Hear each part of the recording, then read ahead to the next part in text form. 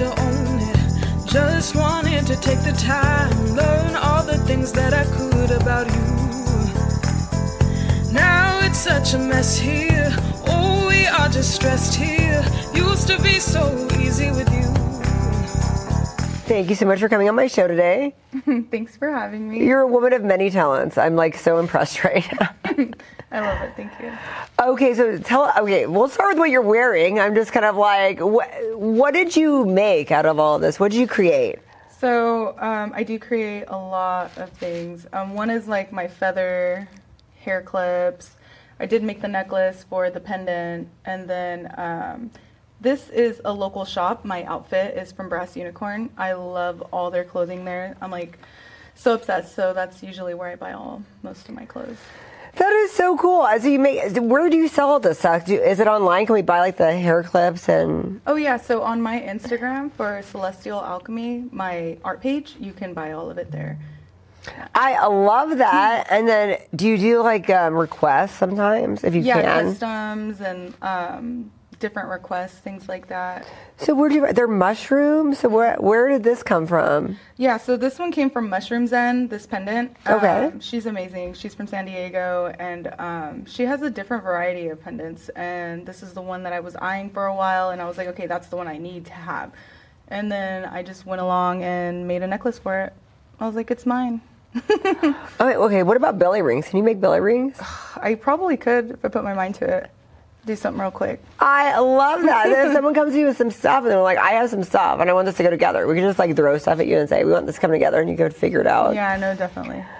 I love that. When did you start doing all of this? So I started back in 2012 when I had first had my daughter, because I was like a stay-at-home mom, and I was like, I got to make some income somehow, and so I started crafting. Like I started making like little clip-on ears, like animal ear type stuff.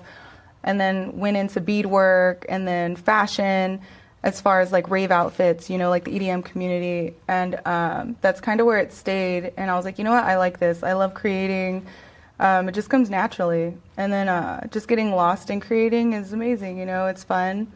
There's been a few years now. Oh, yeah, definitely. So you've like perfected, I think sometimes too, when people think about doing stuff like this, it gets daunting because we know how things should look, but we don't know logistically how that's going to work out. Because things look cute, and then it gets caught on something, and then things break off, and you're like, oh, that didn't work out at all the way I had it in my head. So how was the trial and error when you figure that out? That's what I was just going to say, like trial and error. Like throughout the years, you definitely learn.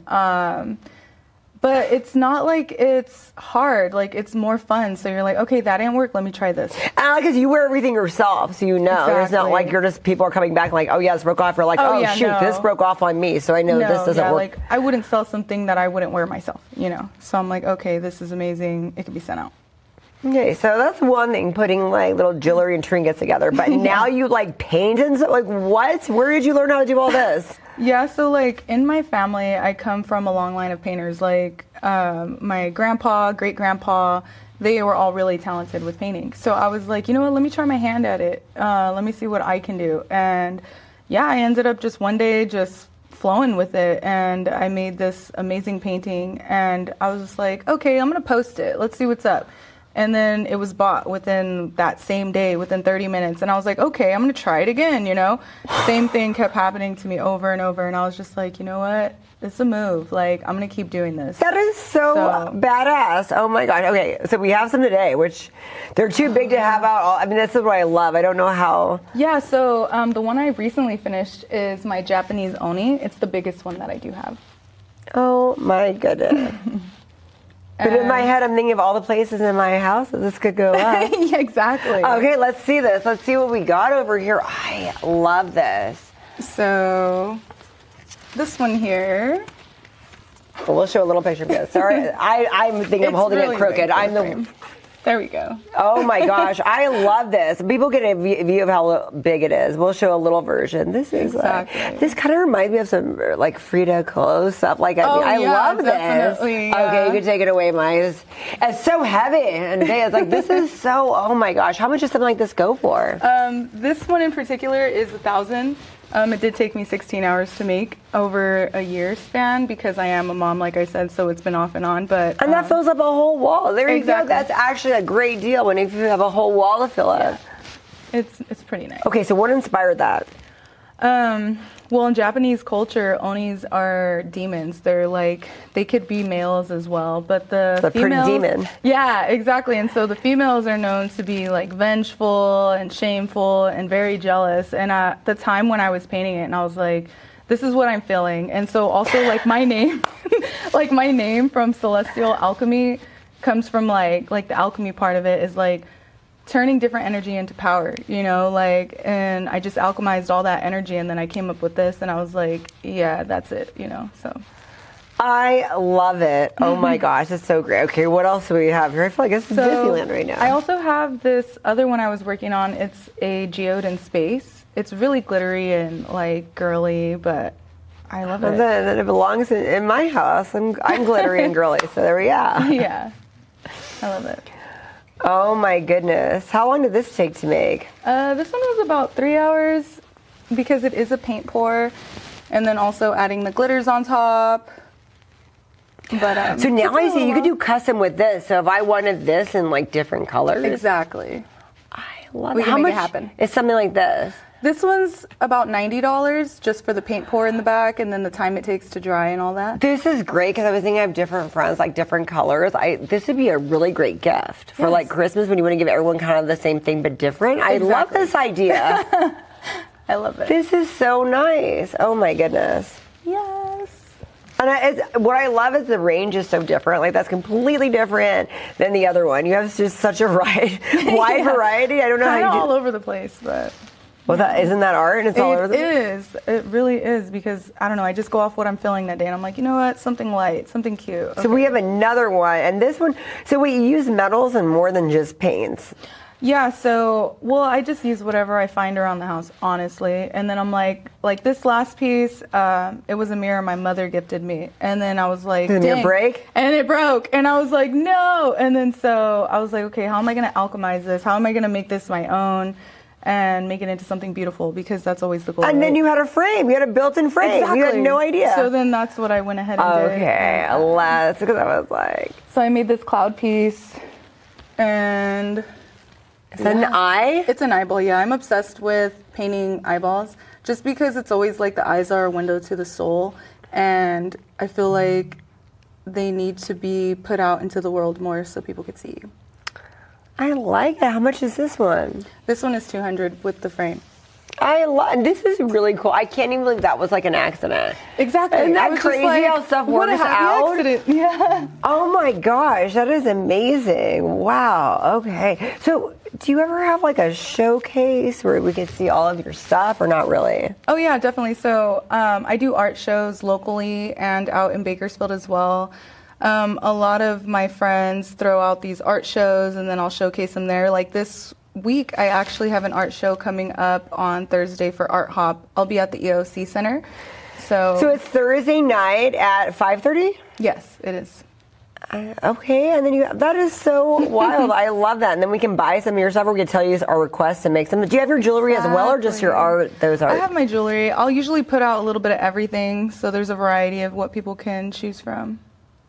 That is so, and you just were at home like, hey, I'm bored, I need a creative outlet. Exactly, and like I said, it's just fun for me. It's second nature, so I love it. What does your family think of this? The family of painters. Oh, they love it. They're just like, you're so creative, you're just like your mom, you know, and I'm just like, cool, I love her. And they're all supportive, they all like it. I love that. Mm-hmm. Well, because I don't know, because sometimes it's a little bit weird when you come from families and stuff, because then you're like, oh, well, they've been doing it forever, am I good enough? And you usually are, but you don't see it. So I'm glad that you see it and like everybody recognizes, like, no, this is cool, it's this, and see how it evolved. I mean, that's cool that I love to see the difference of like the generations from what your grandfather did to what you did. I bet it's so cool. Yeah, no, he was definitely painting like flower vases and stuff like that, and it was all good, you know, all cool, and I would always look at them and be like, those are so beautiful, I want to make something like that. And then I don't know, the Bob Ross came out in me and I just started doing my thing. And then you made it like cool and it's like artistic and it's trendy, and then now you have stuff for raves and stuff. Mm-hmm. I absolutely love that. Okay, so Instagram again, what's the Instagram we have to follow? So it's Celestial Alchemy and that's on Instagram. And yeah, that's all I have for right now. That art page, I just started it about a year ago.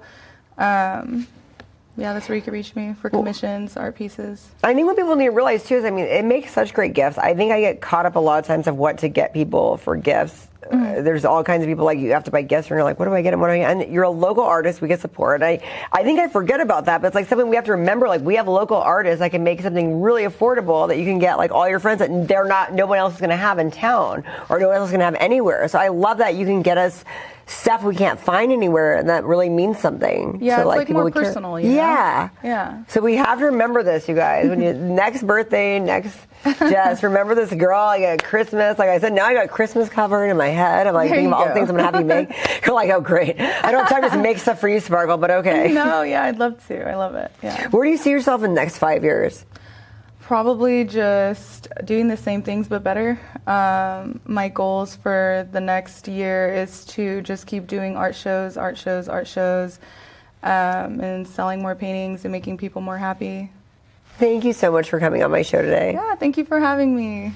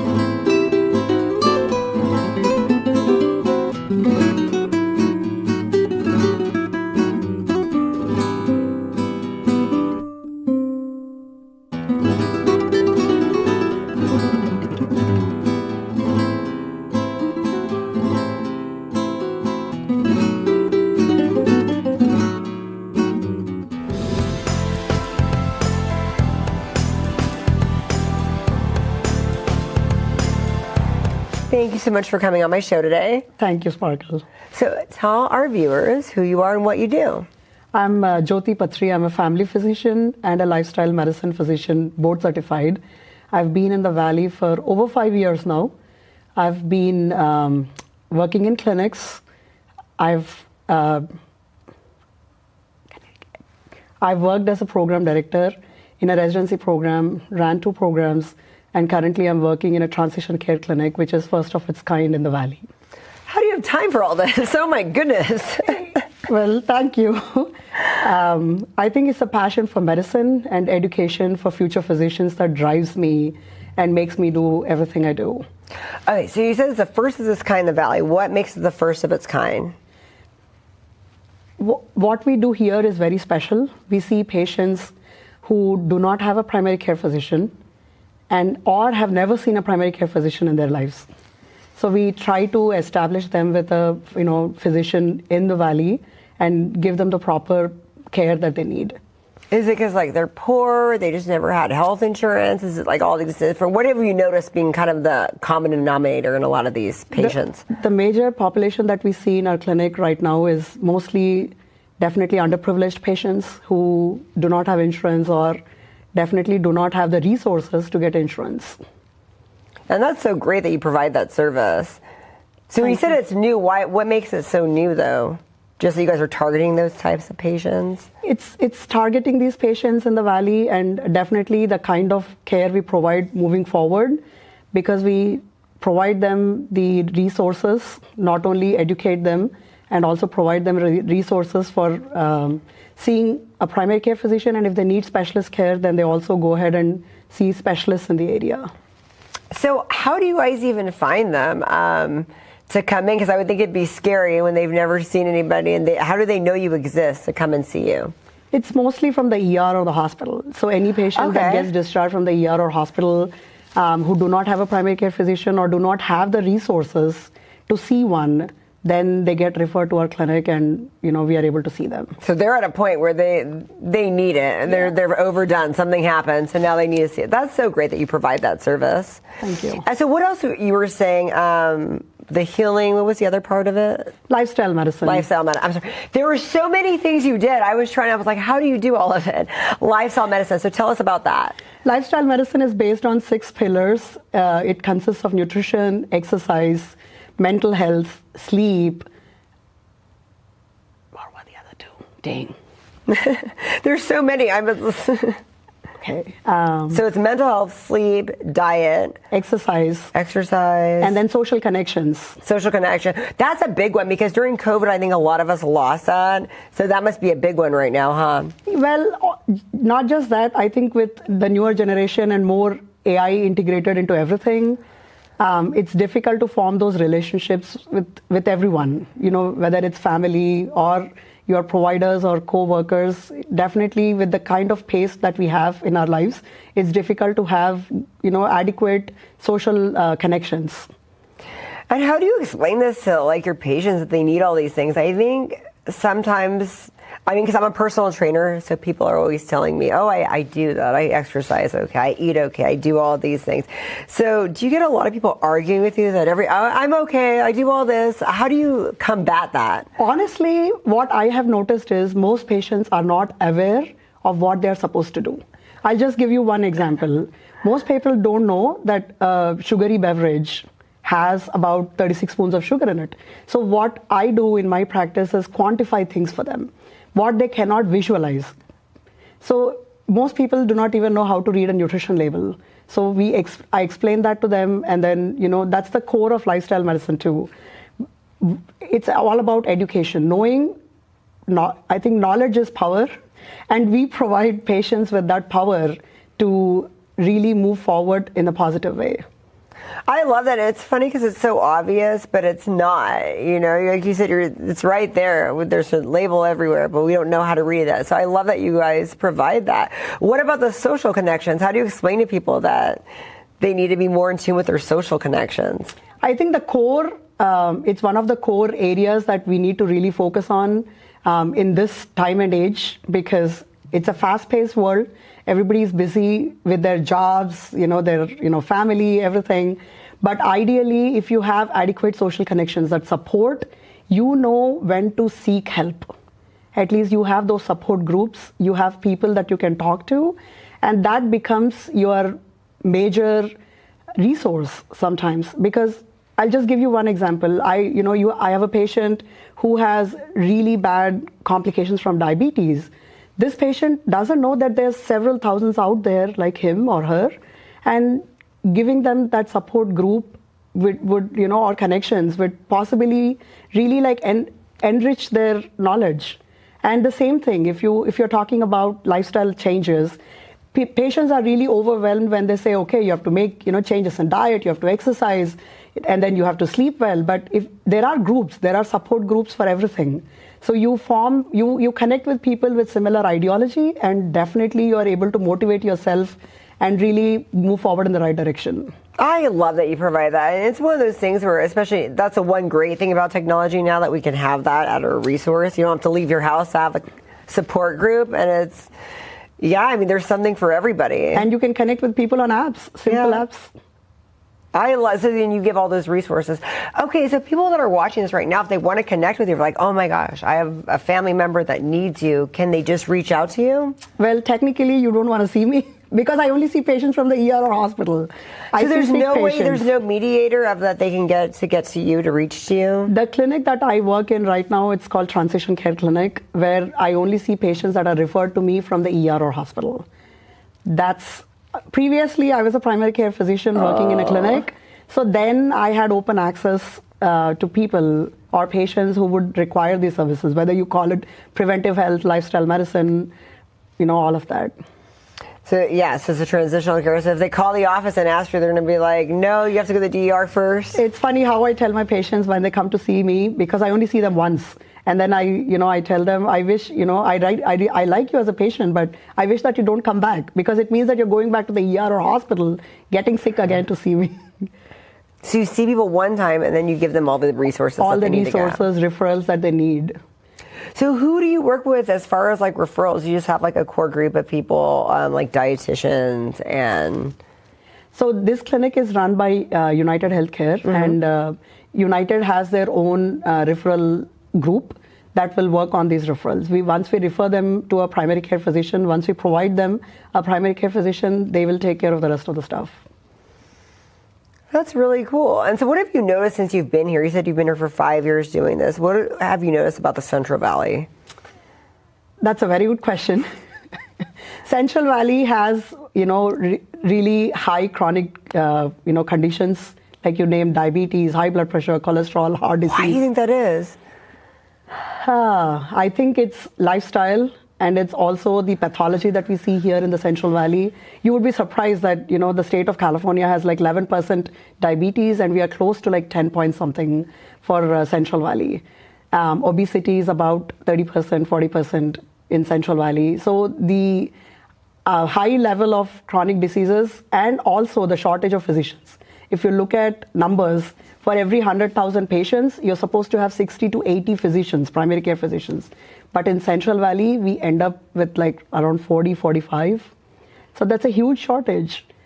So people need to become doctors. Yes, and there are institutions, there are organizations, that are actually providing this education, whether it's undergraduate, medical school, or even residencies in primary care. And we definitely need those future physicians to come up and take care of these people in the valley. I train a doctor that's very overwhelmed on this too, that he's always just working around the clock and he doesn't get enough rest because he's working so much. And so that's a big problem, huh? That resonates with me. We are all working very hard. I think most of the primary care physicians, not just in the valley, I think all over across the globe or across the country, are facing similar situation, either because of shortage of physicians, or it's lack of access to care, lack of insurance, lack of resources. All these factors compound and really make it challenging for both physicians and patients. How do you manage to go on vacation or do anything? Because you're telling everyone to have a healthy lifestyle and a balanced lifestyle, but like I said, the doctor that I train, he does not. He's just working around the clock. And how do you tell yourself, hey, I need to take the advice I give my patients? I think it comes with experience and also by making mistakes. I was at one point, definitely in the same situation, but eventually, we all have to realize that work-life balance is very, very important for us. So balancing our busy life with those little breaks for rejuvenating are very important. I go on vacations with my family. My husband's a busy physician. I have an 8-year-old girl, and I have a very bubbly puppy, a Maltese 2-year-old. So it's definitely busy. Wow, that's insane. So no one can ever reach out to you. We have to go to the ER, which is not a good thing. We don't want to go to the ER or whatever. And then what if you are a United Healthcare patient, if that's your insurance? Do we get to see you at that point or no? No. It's still the route that patients come to me is through the ER or hospital at this point. Wow. Yeah, but that's the type of work I chose at this point. Access to care, is definitely lacking in Central Valley. So that made me think about, doing something different this time. Because I've been in other roles in primary care, being a family physician, being an educator. I think this was a unique opportunity for me to provide these services to the patients. You would be so surprised when I see these patients. They have never been to a doctor, and they have at least like 10 or 12 different problem lists. And they have no basic idea about what they're supposed to eat, how much they're supposed to exercise, and also the diverse population, because we see, definitely Spanish-speaking, Hmong, and also different levels of education. So that level of awareness is very, very, sometimes it makes it very challenging. Wow. And then so when you switch gears, what did your patients say, the ones that you were family care? Were they like sad that you can't see them anymore? Well, I definitely had that challenge because I feel like I miss those patients. And being a primary care physician, a family physician, the core value of family medicine is those relationships that you form with patients. And I felt I wouldn't be able to achieve that satisfaction as a primary care physician, but this is a different level of satisfaction and gratification, because the amount of knowledge and the awareness and the care that we provide to these really sick patients, that is at a different level. Even if I see them one time, they walk out of my clinic really happy and say, "Doc, I wish you were my doctor." And that makes me really sleep well at night. That's great. What can we do as a community to help? I know, like you said, well, they have to go to the ER to see you, but what can we do to educate people, just the average person, to tell them what they are supposed to be doing? I think you touched the right point, but I feel like the time we have is probably not adequate. I wish this was long. I had longer time, and I could speak hours and hours about this topic. But I would say focus mainly on basics. Stick to the basics. So eat healthy diet, including fruits and vegetables, is definitely core, because that will increase fiber in your diet. You have to have adequate balanced nutrition, so adequate amount of carbs, cutting down high carbs, and sticking to low carbohydrate diet, high protein, and definitely avoiding sugary beverages, packed food, packaged food, and then exercising. Every person, any age, needs to be exercising at least 30 to 40 minutes a day for at least 3 to 4 times a week. And if you want to lose more weight, then you need to do more. And sleeping at least 6 to 7 hours of sleep at night is very, very important. It decreases cortisol production, and overall, people are able to manage their chronic conditions much better. And we talked about social connections. Those are core. That has a core value for any human being in this world.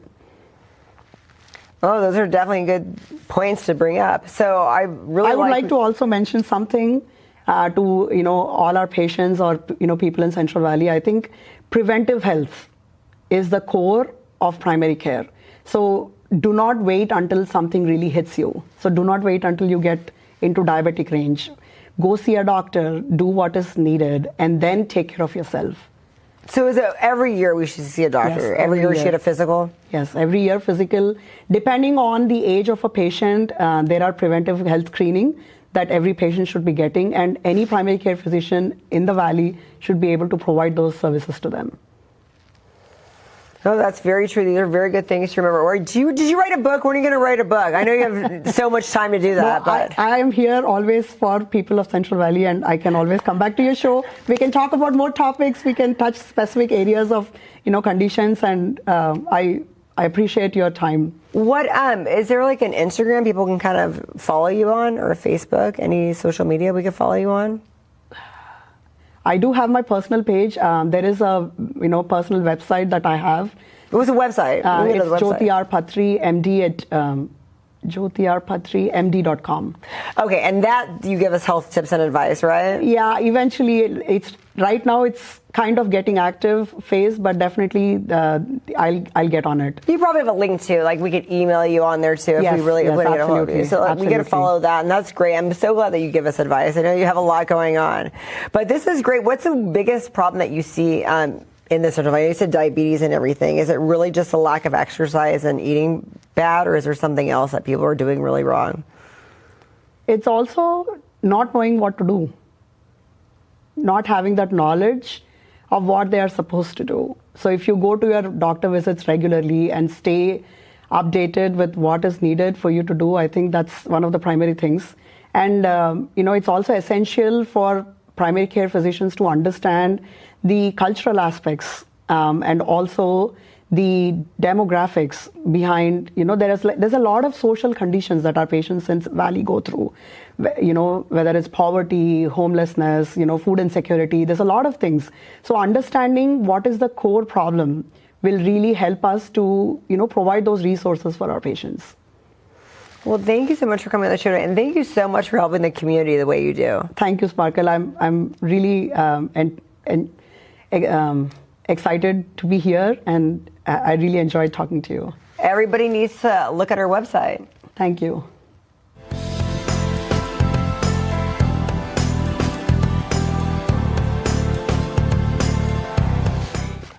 thank you for coming on the show today. Thank you for having me. Okay, this is so cool. Tell everybody what you're doing now. Okay, so I recently started a sound healing and meditation practice. I'm a practitioner, and I started sound baths here in Clovis, Fresno area.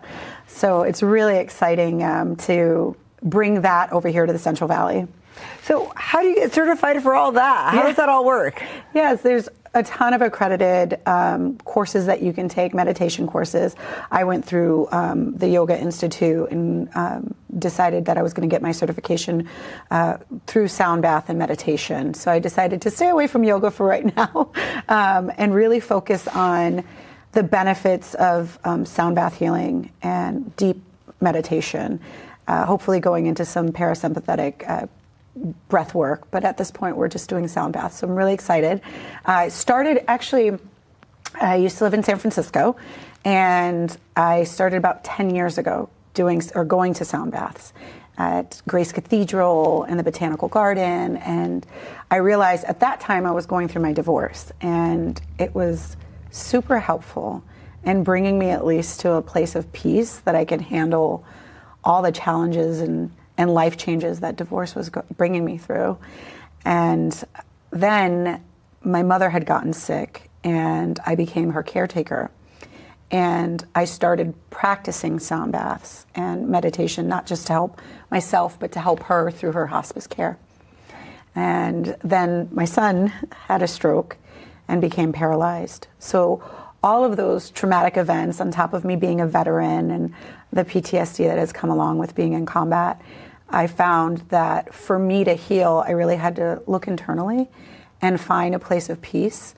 And with that, I looked at all kinds of different types of medication or medicine, right? And holistic medicine is what this is. It's not, I'm not a medical practitioner, so I can't do any kind of diagnosis, but I can help people bring them from a state of beta brainwaves. And that is your active brain, your thinking brain. You tend to be stressed in that brain wave, to your alpha and theta brain waves, which promote meditation and relaxation. And that's what sound baths do. It brings you from that beta wave to that alpha and theta wave. And theta allows you to take in and think about like being in that dream state where you're listening to maybe binaural brain waves or different sounds that have you kind of lull you to sleep.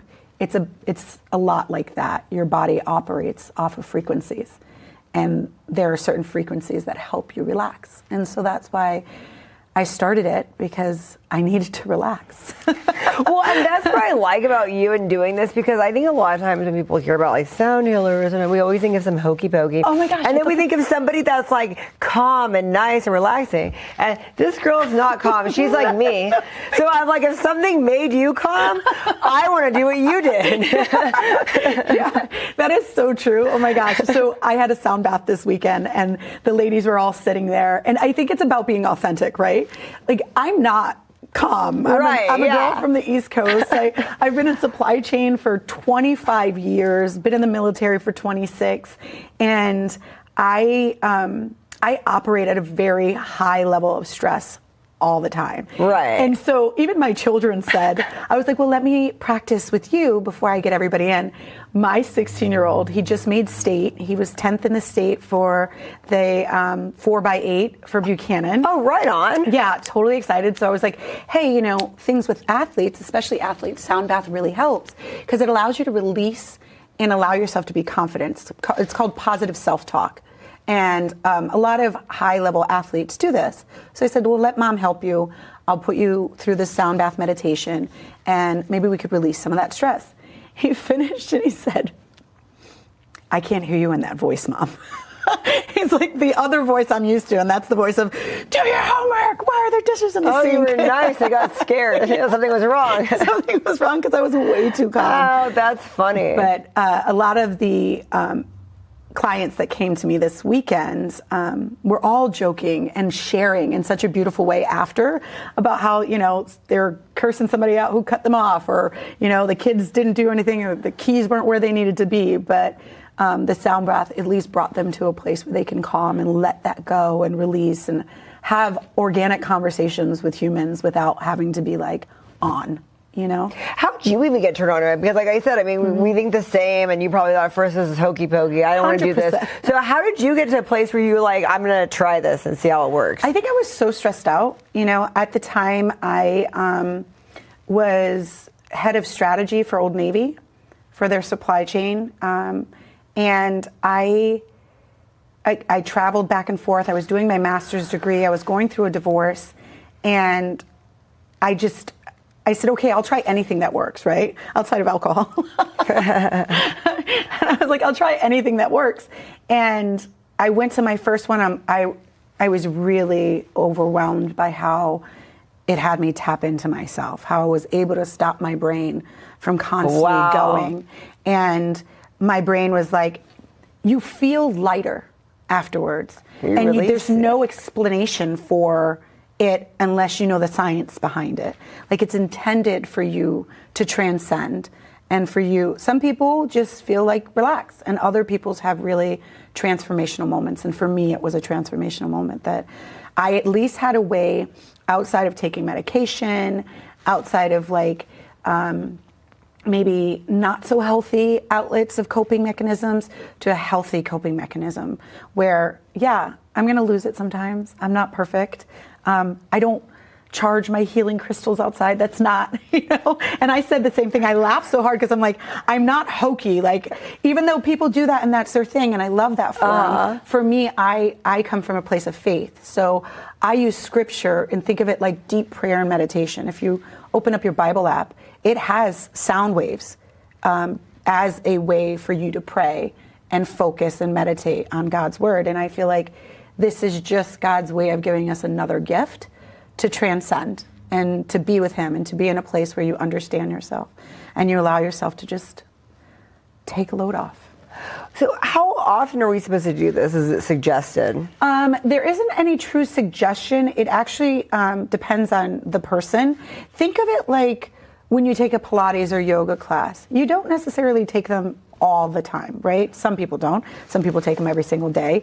But you find it in the place where you need to be. So let's say for me, I would say once a week. Once a week, you take some time, even if it's not at my sound bath, that you're home and you take some space for yourself for self-care.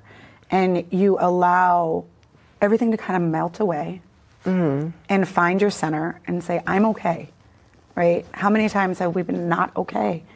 And how many times have we tried to rush from one problem to the next, or, you know, create calm and chaos, but we feel chaotic inside? This is a way of just centering yourself. So it can happen every day. It could happen once a week where you say, I'm going to dedicate my time to healing and self-care because it's necessary for me. Sound baths and meditation are proven to reduce the cortisol levels in your body, which is the stress hormone. A lot of us in our 40s get that little belly around us. That's cortisol, right? And when you reduce cortisol levels and you reduce anxiety, it's proven it's in connection to reducing blood pressure, risk for diabetes, risk for strokes and heart attacks, because you're working through your parasympathetic nerves, your nervous system. It's called the vagus nerve, and the sound baths help you heal through that.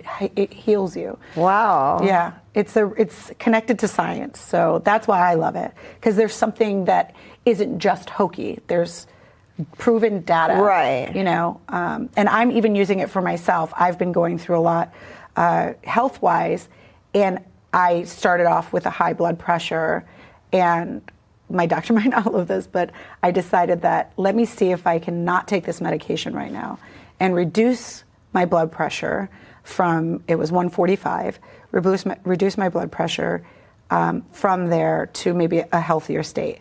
I'm at 128 now, just through the last 2 months of sound bath and meditation. I think we've all learned that we would rather do stuff that way than going with medication if we can avoid it. Absolutely. And so that you don't end up like your last segment, you know, on at the ER, having a panic attack, having an anxiety attack. being in a place where you don't have community. Sound baths and meditation also, I can do them singularly, but I think the community and us getting together and supporting one another. Oh yeah, and I've heard that you could do it like in groups, Yes. right? So that's a great thing. So people could buy groups through you, right? And like have Yes. like a sound bath party. So I'm actually having a free event. I'm doing, well, it's donation based. So Okay. I'm asking $20 a person Okay. on June 28th at Shinzen Garden. Oh, how fun. Okay. Yeah. You got a pretty and place too. Okay. It's a gorgeous place. It's by the waterfall. You bring your yoga mat, whatever you feel comfortable with, to lay down and hear the sound waves in a very calm setting.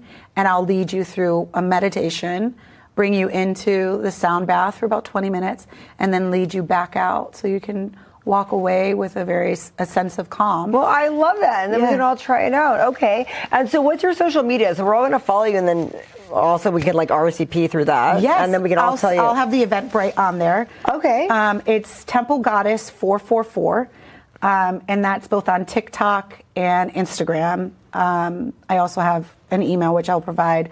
We're working out the webpage because my husband is actually getting certified in working with individuals coming out of like stroke-based individuals or people who are coming out of a sense of paralyzation to get them physically in a place where they can, you know, be comfortable and do things on their own.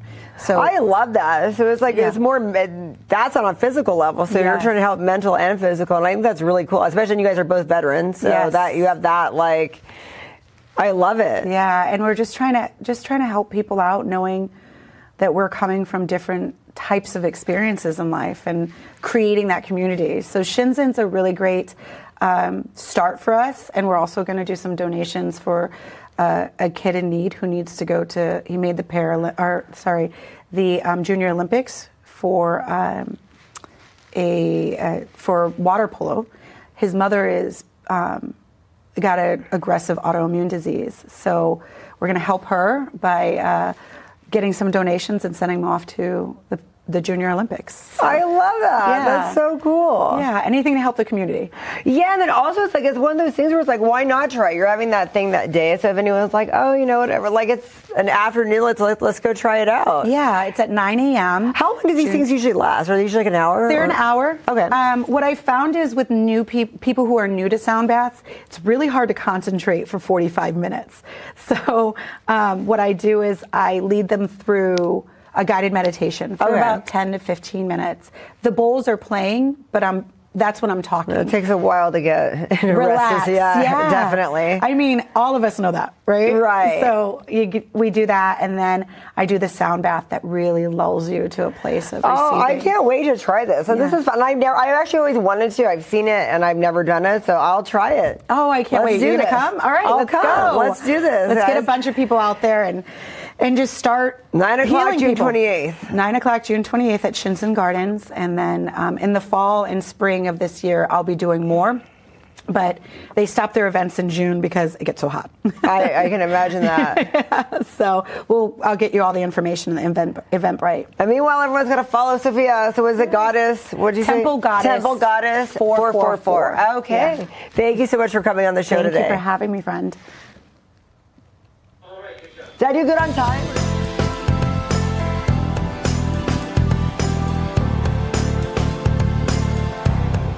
Well, thank you for coming on the show today. Thank you for having me.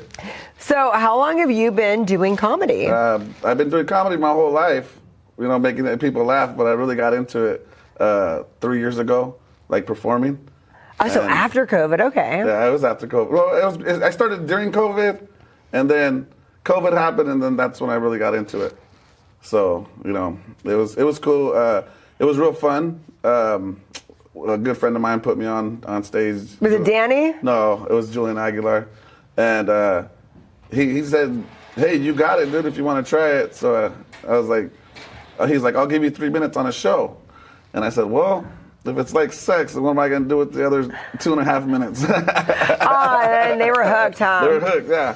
And you know what's funny is people don't realize, and this is the reason why, you know, because you had asked me, I think too, why I don't like do stand-up and I just do like MC stuff, because it's like 3 minutes is a long time. Like people just don't realize when you're up there, like 3 minutes is an eternity. It is. Like the first time I ever performed, I was like, dang, when's this 3 minutes up? You know? And I just finally got off and I was like, hey, how much time did I do? It's like, oh, you did like 2 minutes and 50 seconds. And I was like, why did it feel like I was up there for like 20 minutes? And he's like, that's how it is up there. But I got used to it, and now when I'm up there, it's like I kind of like have my routine down, so I'm almost on time. I'm always like a second or two behind, you know. So it's good now. Like I love doing it, you know. When I really first started, nobody knew who I was because nobody knew who I was. You know, I started in Fowler, and so I got tired of it. And I told the person I was with at the time, I said, hey, I'm going to start doing my own shows. She's like, you don't even know how. I said, I don't have to know how. I said, watch. I started hitting up people on Facebook, and they're like, oh, yeah, well, we'll do your show. We'll come check it out. So I started that. That's how I started promoting, was like that. And now I know a great group of comics now that, like, if I call them, they're like, oh, yeah, I'll be on your show. Wow, so that's how you got it going. You actually just started bringing people. And that's great. I bet everybody loves that because it doesn't really matter how funny you are if nobody's there to listen. Yeah. I mean, that's what they say, you know what I mean? The smaller the crowd, the better, they say, because you figure if you got 100 people in the room, you got to, just to make half the room laugh. Right. You got to make 50 people laugh. But if there's only 2, you only got to make 1. Exactly. That's what makes Yeah, you want a small room. You don't want it that small. You're like, yeah. Well, that's how I got into it, and I love doing it. And right now, I just made a deal with Josie's in Fowler, Mexican restaurant. I'm going to be doing shows there. I'm going to do 12 shows there. That's starting in July. And for half the proceeds that I get from that, I'm going to give to a scholarship to a student from Fowler High School in 2026. So you guys come out, check me out. That is so cool. Do you get to pick the student that gets the scholarship? Actually, I do. No way. I love that. That is so awesome. So what are you looking for in the student? I'm looking for someone that's doing performing arts, acting, and, you know, of course, comedy. But if I can't find somebody that is doing all 3 of those or even doing one of them, then we're going to look for, because I say we, me and my daughter. That's my best friend. She's my everything. I love that. My daughter is the only girl that I ever need in my life, you know, and she stands by me 100%. So she's like, when she graduated, there was a girl there who had 11 scholarships. And my daughter goes, that's not right. She's like, so we're going to find somebody that don't have a scholarship. I agree. We're going to find somebody. I'm with you on that. And she's like, I don't want to sound mean, but I am. She's like, I'm going to say it straight out. We're going to give it to a poor kid. I said, you know what, why did you say less fortunate? Well, I agree. You want it to go to someone that needs it. I'm all for that. I think that's great. I think everybody would be on board with that. Yeah. So, my goal is 1. Or no, I'm not going to say my goal. I'm going to give 1 out. But my goal is to give 3 out. You know what I mean? So I want to give 3 kids something. And actually, I did. As a matter of fact, I talked to the principal today, and he's going to do a live video with me, you know, showing that, you know, hey, he's really doing this. And then I told him, I said, hey, you guys all got all these clubs. Do you guys have a comedy club? He's like, no. And I said, let me volunteer my time, and I'm going to show these kids how to write. And I'm going to show them how to do jokes. And I said, what I'll do is, we'll start in the beginning of the year. Every 3 months, we'll have a show. And every 3 months, these kids have to have a different 5 to go through. So at the end of the year, when they graduated, they're 18. I'm a comedy promoter. They'll have a 20-minute set. So that means anybody will want to book them. Well, I'm not going to say anybody. I freaking love this. And so, you know, I do know promoters. Johnny Mitch, Julian Aguilar, Trent Babb. You know, I know all these guys. Smiley G. Don't let me leave out Smiley. Smiley, I love Smiley. So I know these guys. Where is Smiley? Smiley needs to come to my Tuesday nights. I don't know where Smiley is. I don't know where Smiley. He's probably busy. Got a show or something. But no, so that's what I want to do. I'm going to take comedy club to school. So that way, nobody ever says, hey, I want to be a comedian. It just happens. But I do love that because, honestly, there's actually more of a living to be made in comedy than in theater. You know what I mean? So, I mean, it's not a bad idea. I think that people should be, like, you know, and honestly, if you don't become a comedian, quote unquote, it does, having that personality and that savvy and that quick wit, I mean, that can help you get a job. Yeah, for sure. Yeah. Like, oh, you can say it. You can say it. I heard. No, okay, well, yesterday, right, I had court for my kid, and the judge was like, oh, you're a nice person. And I said, you didn't think of that, because I had a show last night. I go, you didn't think of me like that when you put a restraining order on me? Oh, and my God. And the judge just started laughing. I was like, I'm sorry. And then my baby mama goes, he's a comedian, he has a show tonight. And she goes, I could tell. So it was That just like, is so funny. It's just, when I get in comedy mode, everything's a joke to me. And I say everything. And last night I had a show at Portuguese Hall, Julian Aguilar Promotions. And so I was just there, and it was awesome. Like, it was a good show, good crowd. And that's what we're looking for. We want to bring comedy to not just Fresno, not just Vice City. We want to bring it to all these little towns too. You know, Sanger. We want to do shows in Sanger. I love all that because, I mean, that's what you needed people to come to you out there. I mean, I think that's even better. Yeah, that's what we're trying to do out here. As It's a better vibe sometimes when you go to a small town and you get and everybody wants to come out for that. Like, what else there to do? Like, let's go. And I love that you said you did last night. So you're doing like Monday nights. You're doing these off nights, and that's awesome. Yeah, but there's nothing else to do. Like, crazy. come go and see a comedy show. Come on. Yeah, it's crazy because you think Monday night, nobody's going Monday night, but his venue gets packed. And it's cool. You guys come out to Selma Portuguese Hall when he has shows. His shows are good. He brings good talent. You know what I mean? And like, I just want to bring the same talent into Fowler now. You know, I want to do it big for these kids in class of 2026. I love it. I think it's great. It's really not that far. Fowler's pretty close. People have to realize it's that close. And then it's like, who's like, oh yeah, I don't want to laugh tonight. That sounds like a terrible idea. I don't want to laugh tonight. No laugh. I want to cry tonight. I don't want to laugh. We're gonna make you cry by making you laugh. No, that is so great. I love that. I love the vision. And how did you get like the support of the small towns? I know you just go out and do it. How did you get where Fowler became this thing? Well, I moved to Fowler, right? And then I did my shows in Fowler. I did my shows, and then I just became a part of the community of Fowler. And then with the school idea, I honestly, it just came to me because I was like, I want to make my son's day special because he's graduating, class of 26. I was like, what can I do to make it special? And that's when it hit me like, hey, we can give a scholarship out, and I can get on stage. Because, you know, when you give the scholarships out, they let you on stage to hand it out to the students, right? So I'm going to open up, well, where's my baby? I know he's in the crowd somewhere, so when he stands up, I'm going to have all of Fowler just cheer him on, and then I'll have him cheer the whole school, the whole class of 26 on. I love that. That's such a great idea. And I think they love that because I think a lot of times in these towns, people feel overlooked. You know, they're an overlooked community. There's all that. So it's like to say that, yeah, we're going to bring comedy to you. We're going to get one of you guys a scholarship, one of you guys that don't have a lot of money. I think it's such a great thing. That's so great that you're doing this, that you took something that's fun, get a little bit of a paycheck, and then now you made it like something where you're giving back. Yeah, that's the main thing. Like, even some people look at me like, I'll do a free show. Why are you doing free shows? You got to get paid. I'm like, this is a hobby. You know what I mean? I got a real job. This is my hobby. This is like, I love it so much that I want to share it with everybody. You know what I mean? Like, I'm not going to say I'm very talented, but I have enough talent to make you laugh. You know what I mean? And that's what I want to do. I just want to make people happy. Because in this world today, not many people are happy.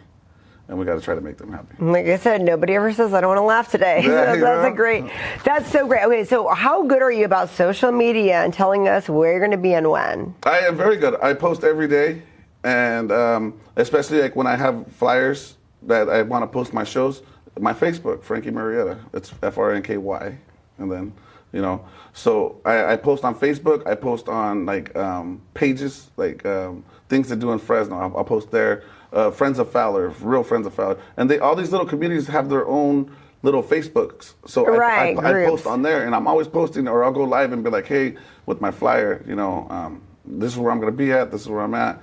And that's how I do it. And you said there's some drink incentive. You know, I love a good margarita. So what happens when I come out to Fowler night? Friday nights, buy one, get one free margaritas. That is the drink special. You know what's great? A lot of people don't do drink specials on those weekend nights because they think they're going to get the money anyway. So I love that they are doing that on a Friday night. That's even more of a bonus. And then, they're also going to hop out and they're going to donate. They're going to help me donate to the scholarship. They're going to be doing raffles. They're going to give away gift certificates to eat there. This place has the best pozole, hands down, I've ever tasted. Ooh. And so, but they're going to be giving away gift certificates and even raffling off bottles of liquor. I mean, the incentives just keep flying my way. Like, let's do this. You're all drooling. I'm like, let's do this.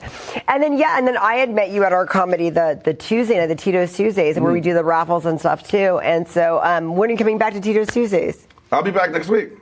Okay. Yeah, I got new material. Like I said, You're the one that gets the laughs, man. I want to go tonight, but my niece is graduating tonight, so I got to go to her graduation. That's a good reason to miss out this one time. And then I love how you use your real life into your jokes. How does your family feel about that? That you use them, they're the butt of your jokes. Oh, when you see my parents when I was there, hey, we probably can't say what I was saying on TV, but you see my dad was laughing, my mom was laughing. They're together 46 years. They've been together. Wow. Something like that. And they had that was the first show they ever been to. So everything I said about my family, that was all off the top of my head. I didn't write none of that down. That was everything I said. They'd never been to one of your shows before? No, that was the first time they've been to my show. My parents, they have a traveling business, so they're always out of town. Oh my gosh, that's so cool. So they happened to be in town, and they came out and they see me. And that was a big moment for me. Had to see my mom and dad. I love that. And then it was like, to see them laughing at my jokes was just the best thing in the world. It's like, that's like the fan I would always look for, was always my parents. And finally, I got to, experience that. What about the kids? What do the kids say about you? What, do you have a basketball team? Yeah, I got 6 kids. So, Six kids. My oldest son, he's 19, he does comedy. And this kid is funny. We have a lot of promoters that'll be like, hey, where's your son at? Ask him to get on. And I tell him, hey, dude, get on.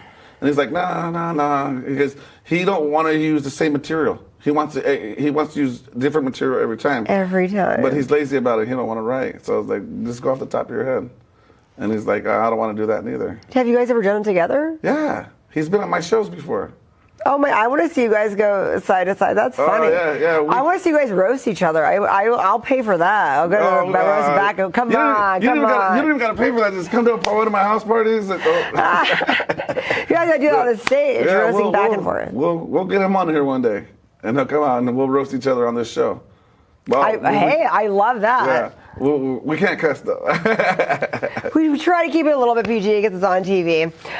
So what's the first Friday night? Or you don't know yet for July? It's gonna be in July. It's gonna be in July. So if we follow you, we'll find out when that's gonna be. Yeah, follow me, and then we follow each other already, but I'll be posting. No, everybody has to follow you to figure out when the first Friday is, so we can all come out and see. Yeah.